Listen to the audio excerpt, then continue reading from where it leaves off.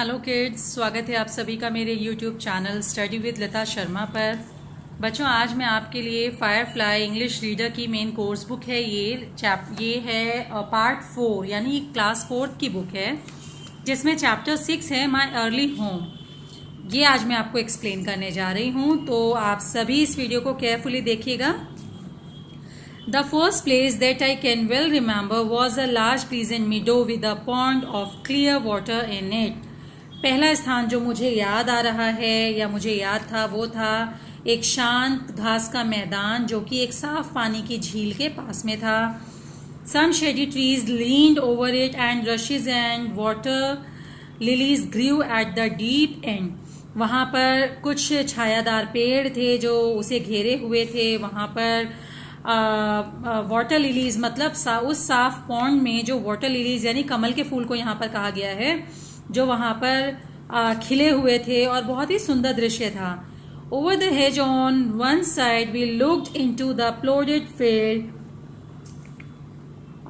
Field and on the other we looked over a gate at our master's house which stood by the road side.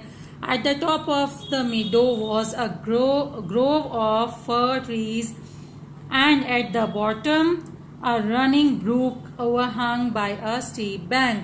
यहाँ पर क्या कर रहा है, यहाँ पर जो पोइट है वो क्या कर रही हैं, वो उस दृश्य के बारे में बता रही हैं एक हॉर्स के माध्यम से कि उसको किस तरह का अपना बचपन याद है, कि वो कहाँ पर रहता था। एक साफ पानी का तालाब था जिसके पास एक सुंदर प्यारा घास का मैदान था। उस तालाब में व्हाइट लिलीज खिली थी। उस घास के मैदान के चारों ओर घने पेड़ थे जिनसे उस मैदान में अच्छी छाया बनी हुई थी।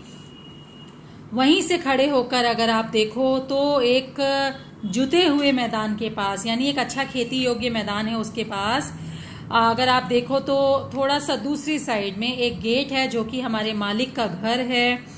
रोड साइड यानी सड़क के किनारे वे घर बना हुआ है।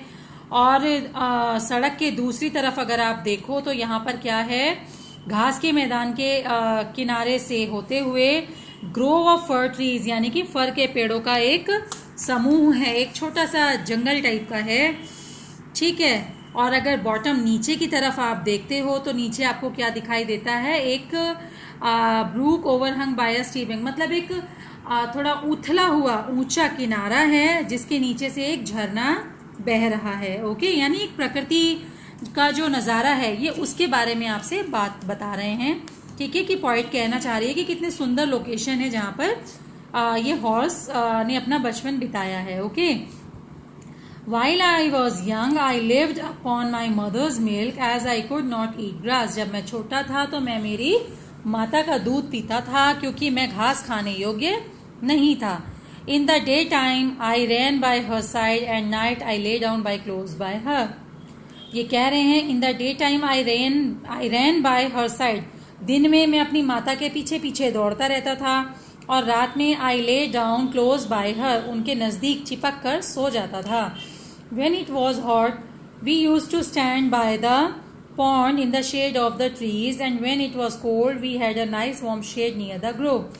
ये कहना चाह रहे हैं, पॉइंट बता रही है यहाँ पर इस हॉर्स के साइड से क्या, कि जब गर्मी होती थी तो हम उस साफ पानी के तालाब के किनारे खड़े होकर पेड़ों की छांव का आनंद लेते थे, और जब ठंड होती थी तो हम जो ये ग्रोव है वहां पर, ग्रोव क्या है, एक पेड़ों का एक झुंड या छोटा जंगल टाइप का आप कह सकते हो, तो हम वहां पर गरम शेड लेने के लिए, मतलब गरम धूप सेकने के लिए वहां पर जाया करते थे। As soon as I was old enough to eat grass, my mother used to go out to work in the daytime and come back in the evening. जैसे जैसे मैं बड़ा हुआ और घास खाने लगा तो मेरी माँ को काम करने के लिए बाहर जाना होता था और वो शाम को घर आती थी। There were 6 young colts in the meadow besides me. They were older than I was. Some were nearly as large as grown-up horses. तो क्या होता था कि माँ जब चली जाती थी काम पे तो उस घास के मैदान के पास जहां मैं रहता था वहां 6 और कोल्ट होते हैं बेटा, घोड़े के जो बच्चे होते हैं, घोड़े के जो बछड़े होते हैं उन्हें कहते हैं कोल्ट्स, ठीक है। मेरे अलावा वहां पे 6 बच्चे और थे। उनमें से कुछ तो मेरे से थोड़ा बड़े थे और कुछ तो बिल्कुल जवान घोड़े की तरह थे। I used to run with them and had great fun. We used to gallop all together round and round the field as hard as we could go. मैं उन लोगों के साथ खेलना भागना बहुत पसंद करता था, मुझे बहुत मजा आता था। कई बार तो हम लोग उस मैदान के गोल गोल एक बराबर सरपट दौड़ लगाते थे। Sometimes we had rather rough play, for they would frequently bite and kick as well as gallop. कभी कभी हम कुछ क्या कहते हैं हुड़दंग भी मचाते थे, मतलब क्या बच्चे करते हैं ना शरारत, कभी धक्का दे दिया कभी मार दिया, इस तरह से हुड़दंग भी मचाते थे। जैसा हम दौड़ते थे ना, सरपट दौड़ लगाते थे, वैसे ही हम कभी कभी उछल कूद भी करते थे, एक दूसरे को मारते थे, किक करते थे, काटते थे। One day when there was a good deal of kicking, my mother whinnied to me to come to her and then she said, एक दिन जब इसी तरह से हम किकिंग खेल रहे थे, किक एक दूसरे को करके खेल रहे थे, मेरी माताजी ने मुझे शिकायत भरे लहजे में आवाज दी, यानी जोर से डांट लगाने जैसी आवाज जो लगाते हैं उस तरीके से मुझे पुकारा।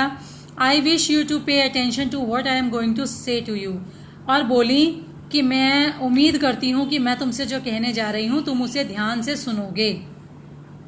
The colts who lived here are very good colts, but they are cart horse colt, and of course they have not learned manners.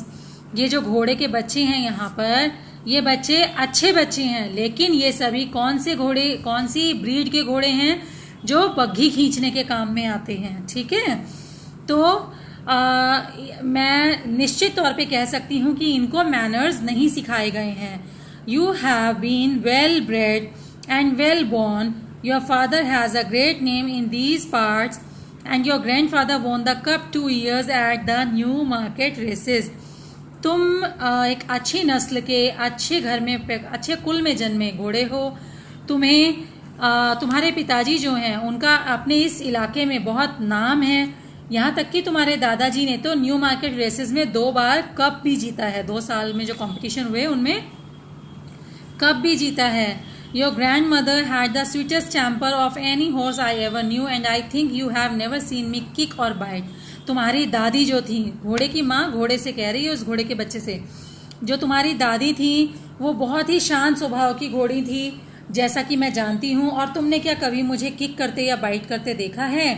I hope you will grow up gentle and good. मुझे उम्मीद है कि तुम अच्छे संस्कारों में और दयावान बनते हुए आगे बढ़ोगे। And never learn bad ways, और कभी गंदी आदतें नहीं सीखोगे। Do your work with a good will, lift your feet up well when you trot and never bite or kick even in play. तो तुम क्या करो, तुम अच्छी चीजों को सीखते हुए अच्छी इच्छा शक्ति के साथ बेटा आगे बढ़ो, अच्छे से अपना चाल चलन रखो। जब तुम चलते हो तो तुम्हारे चलने में एक सभ्यता दिखाई देनी चाहिए, और खेल खेल में भी कभी किसी को किक मत करना या किसी को नहीं काटना। तो कहने का मतलब, घोड़े की माँ उसे इसलिए सब बातें समझा रही हैं क्योंकि उन्हें लगता है कि वो एक अच्छे कुल में जन्मे हुए, अच्छी ब्रीड के, अच्छी नस्ल के घोड़े हैं, तो उनके बच्चे को ये सब शैतानियां करना, धक्का मुक्की करना, उछल कूद करना शोभा नहीं देता। जैसे हर पेरेंट्स अपने बच्चे को समझाते हैं, ऐसे ही वो माँ भी अपने बच्चे को समझा रही है। I have never forgotten my mother's advice, मैं मेरी माँ की एडवाइस कभी नहीं भूला। I knew she was a wise old horse and our master thought a great deal of her. मुझे पता था कि मेरी माँ एक बुद्धिमान पुराना घोड़ा है या घोड़ी है, और जो हमारा मालिक है उन्होंने बहुत ऊंचे मतलब उद्देश्य, ऊंचे दाम देकर, मतलब उनको मतलब मेरी माँ की अच्छाइयों की वजह से उनकी कीमत, उनकी वैल्यू उनके मालिक की नजर में बहुत ज्यादा है। Her name was duchess but he often call her PAT. उनका नाम डचेज है, लेकिन उनका मालिक जो है उन्हें प्यार से पैट कहकर बुलाते हैं। बच्चों, स्टोरी काफी लेंदी है, तो मैं यहीं तक आज इसका फर्स्ट पार्ट फिनिश कर रही हूँ। इसका सेकंड पार्ट मैं आपको कल सेंड करूंगी। ओके।